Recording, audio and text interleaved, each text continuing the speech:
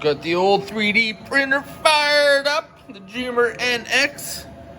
Printing my cover for my LS computer. Not a cover for it, but cover for the wires coming out the back. It says 10 hours of printing.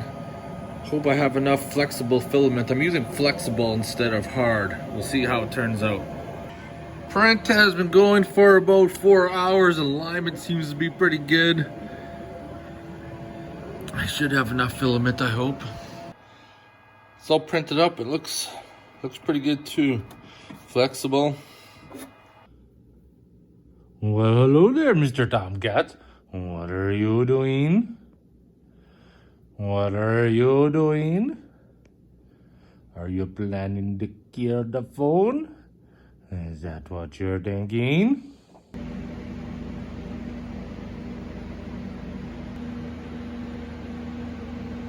Good day, everybody. Welcome to today's video. Today's video is being started filming on Friday the 13th. And we're going to start doing one of my least favorite jobs on the Jeep. And that's dropping the gas tank once again to modify the fuel pump, install a return line for the LS swap.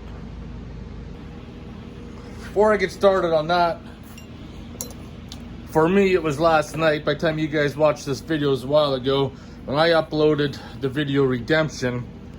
When I tested the starter with a jump starter, somebody in the comment section said that you have to have this connected to here in order for the Bendix to come out. So we're gonna put that to the test. Put the ground on there, jump it. If it works, I'm gonna have an extra starter. If not,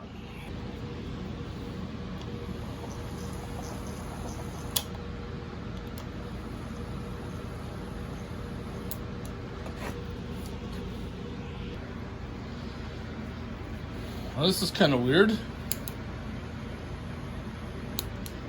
Hardly turns. But if you jump it on this one, so maybe it is hooped. I also finished off that rad neck with the JB weld. JB welded that ring on and then filed her down just enough that I could get a hose on, clamp it, and should prevent it from coming off.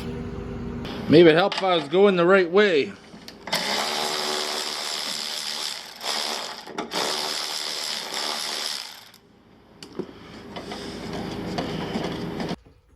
So I got the motorcycle jack set up, and that's how I like to lower my fuel tank. One of the things that is multi-purpose, I bought this motorcycle jack when I had my Indian motorcycle quite a few years ago. I use it for my quad, I use it for this. So I just got the 4 bolts up there. We could start lowering the tank, and then I gotta loosen the neck off once I got her down enough and make sure the evap on the other side doesn't shit the bed.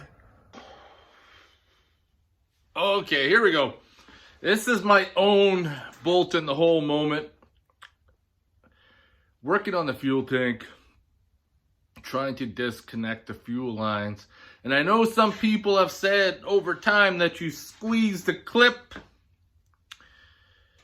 and it can slide off. And I argued with them and I said, there's no fucking way, there's no fucking way. Those clips are hard plastic. There's no way. Do you know what? I am never afraid to admit when I'm wrong, when I see the way. And the way that I interpret it is that the clip housing, you know, the answer was in plain sight, but I didn't interpret it that way. Is that the housing is hard plastic, and I'm like, in my head, I'm like thinking, you ain't fucking squeezing that. That thing's fucking hard plastic. These guys are fucking out to lunch. But it's not the housing that you squeeze. It's that clip, that little plastic clip that I keep on breaking in my videos. You push that in, and the line will pull out. And so, I want to say to everybody that I said that to and I argued with, I said there's no fucking way. I'm the first to admit that when I'm wrong. And I just didn't interpret it. or should I say, according to Justin Trudeau, I experienced it differently than you did. So I'm going to go underneath. I'm going to show you. So I want to clarify it. I was talking about this is hard plastic, but it's the clip. You can see it open up there when you push it in the middle. And I don't know why I didn't pick up that before. So let's just push that on. It's clipped. You're not getting it off now, but push it in the middle, slide it off, and I'm an idiot. I don't know how I didn't pick up on that earlier. It's in plain sight. There's no excuse for my actions. And once again, I apologize. Another key tip is what I did when I was first put this fuel tank back up is that I anti-seized all the nuts that went on to help hold it up. So now I need to find my motorcycle jack to stick underneath. I'm just gonna start to lower this down just a little bit at a time, nice and slow. Holy, I don't know what the deal was, but trying to get that fuel neck off was a struggle and a half. Fuel tank is out and on the ground. If you've ever had to do the fuel pump, you know that ring is not your friend. However, getting this fuel tank out was not without sacrifice, leaking a little bit. Can't remember the last time I got my tetanus shot. I should probably go to the doctor and figure that out. Don't want to wake up one of these days with lockjaw or something.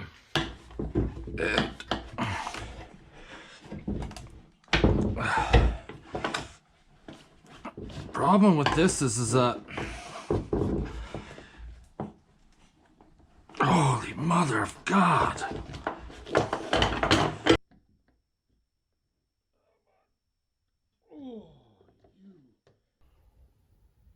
All right, shut her down. I'm gonna take a time out for right now. I'm not angry.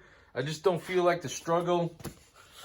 I figured for $35, I just ordered the tool off Amazon. Same day delivery. Should have it later today, most likely this evening. And solve that problem. Tool I got deals with the fuel pump ring that has the notches on the outside and the ones on the inside as well. So you never know when it could come in handy. I'm a huge believer in you can never have too many tools. So once that comes in, I'm going to be back out in the garage. Well, hello there, Mr. Tomcat. How are you? You having a sleep on your cat tree? Do you want me to open the blinds so you can see outside? Do you want to see outside? Do you care to see outside? Oh my. I'll let you get back to sleep. Just 3D printing some containers to store stuff in. 74%. Looks like I'm probably gonna have enough filament. Tomcats. I never understand why when that thing is spinning that you just lay by it and let it hit you. Do you find that relaxing? Are you deep in meditation? Tomcats, you're just letting it hit you. What's going on? And the part arrived. Gotta love same day shipping. Let's hope it fits. Well, it's the following day and the garage is warming up. Yesterday, got another letter, which means someone else sent me a sticker for the hood. Let's see who it is. So letter says, hello Jerry, been following along with your progress since you were working on the old 4-door Chevy. Something caught my eye regarding your videos and I've been hooked ever since. Love all the Jeep stuff. I'm currently rebuilding an old CJ7 that I've owned for 30 years. Bought it when I was in college, Project Rowdy. I also enjoy gold mining. Built a mini sluice from a 4x4 PVC post cover and have some other equipment. Keep up the great content. Gotta go. It's motherfucking beer time here in Georgia. Mike, you can do it too. And this is the stickers he sent. Need to find some real estate up there for there. There we have it. Stickers are starting to fill up on the hood. Lots of real estate left. If you want to send me your sticker. Yeah, that's what you do. Slide her out. Slide working with fuel. All right, let's see what happens. Oh shit. Way easier. Way easier than trying to use a strap wrench.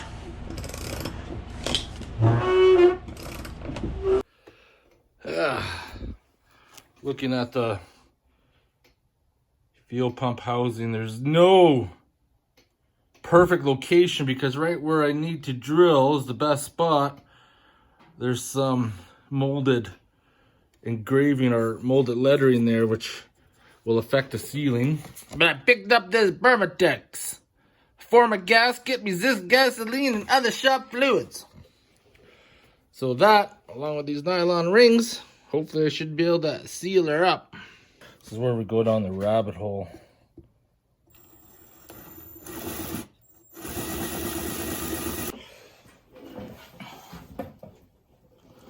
First thing I want to do is test fit it. Yeah, it looks like we're gonna fit pretty good. It says it's fast drying, so I'll let that set up before we reinstall it. I'm telling you right now, that tool is worth its weight in gold. So effortless to get that ring off. I remember years ago when I changed the fuel pump, I struggled and I cursed and I swore. I wish I would have just bought the tool then. You can never have too many tools. If you used it once, you'll use it again. Guaranteed sometime. So now I got my new pressure regulator ready to drop her in place.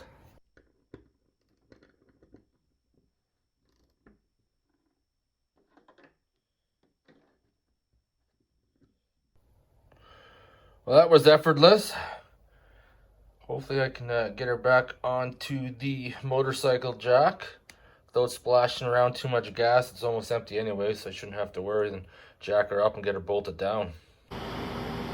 Now the tip I can give you if you're reinstalling your fuel tank, if you have the evap on the passenger side corner there like I do, is to, you got to work it slowly. And the method I did is I would lift it up a little bit and I'd help push the evap lines up and around the frame, get it up so far to attach the fuel neck back on the tank, and then crank it up a little bit and then pull at the lines, because it's a pretty tight fit. Those lines on both sides of the frame when you're going up will squish, but you got to make sure that you're not bending them or breaking them, because those plastic lines, like these ones here, if you break them, they're not cheap.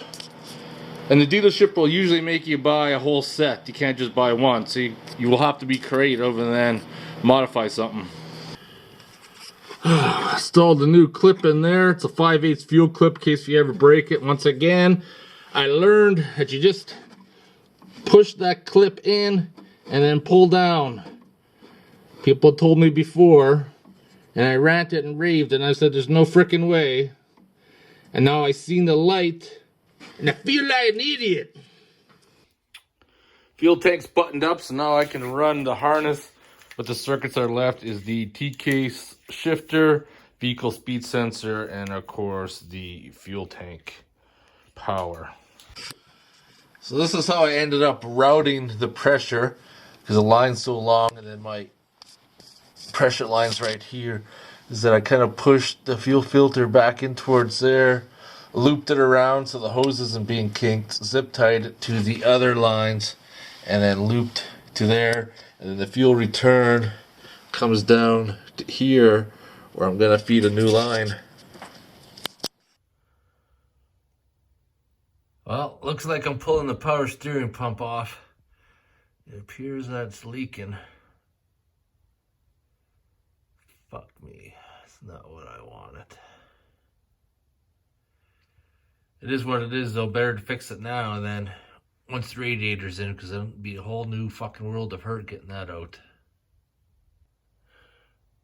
I just sprayed some brake cleaner on it. Tomorrow will give me an indication if it's leaking.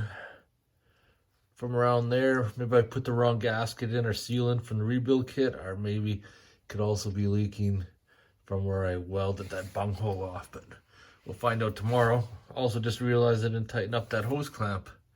Not a big deal. We'll take care of it. Once again, we go down the road of piss poor quality control. All the plastic, and that one there wasn't removed. Pathetic. Pretty sad. We live in a world that you gotta buy something and turn around and fix it. Now it should slide on and clip properly. There we are. Clipped. Another one. This is the 5/16, not even cleaned out. I mean, someone had to physically put that piece in there. And you're telling me some lazy dog fucker factory worker couldn't even bother to clean that out?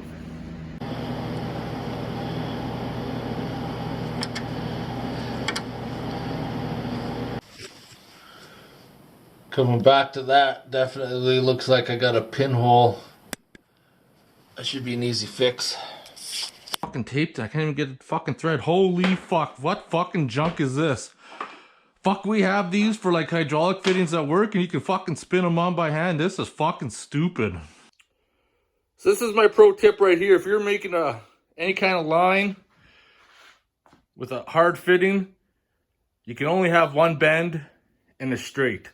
So you can't run a 45 and a 90 or two 90s, because you'll have to make them on the hose in the exact location that they have to be. Otherwise, your hose is going to bend. That's why you got to have one straight, one curve, then you can manipulate the hose. Pro tip.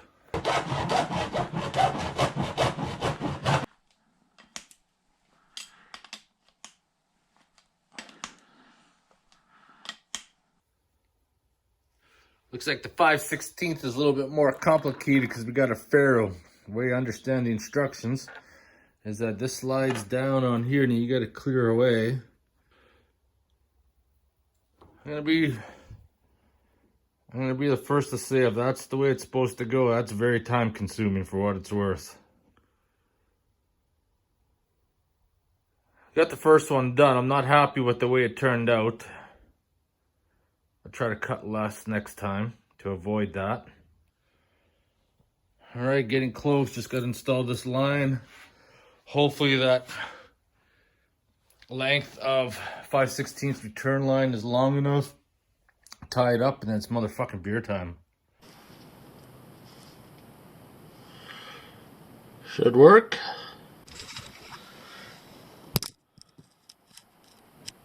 Can't really shove my head up there, but I'm shoving the camera, but it looks like pinholes in the weld, and then it's coming down and pooling. It's definitely what it's looking like to me. So there you have it. At the end of the day, I don't know if going this fancy hose was entirely worth it. I mean, the 5/16 return line, I probably could just used fuel line and a couple of those barb fittings. I could have got away with that. Could have saved myself quite a bit of money. However, with the pressure line, it's a little bit different because it's 3/8 going into the motor and your fuel line coming off the back is 5/16. So a little bit of dilemma there. Well, that's it. That's another piece done. Each day brings us closer to startup. It's motherfucking beer time now. What do we want to drink out of the fridge? Let's get a tall boy because I think we deserve it. Blonde Cause and Effect. Craft brewed in small batches. All right, motherfucking beer time. Let's try this Blonde Cause and Effect. Where is this brewed? Burlington, Ontario, from Kevin Moore. Let's crack this open. That's smooth. That is smooth. Like to end this video. Fuel system's done. was a little bit more work than I had anticipated. I thought it would have went a lot faster. Obviously, what you think and what happens are two different things.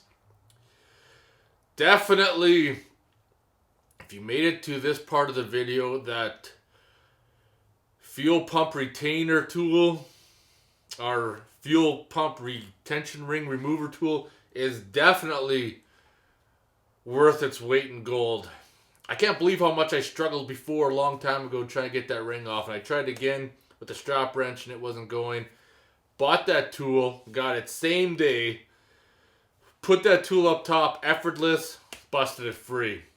Pretty impressed. Anyways, I hope you guys enjoyed the video. This beer is fucking good. And I'll see you in the next one. Motherfucking beer time!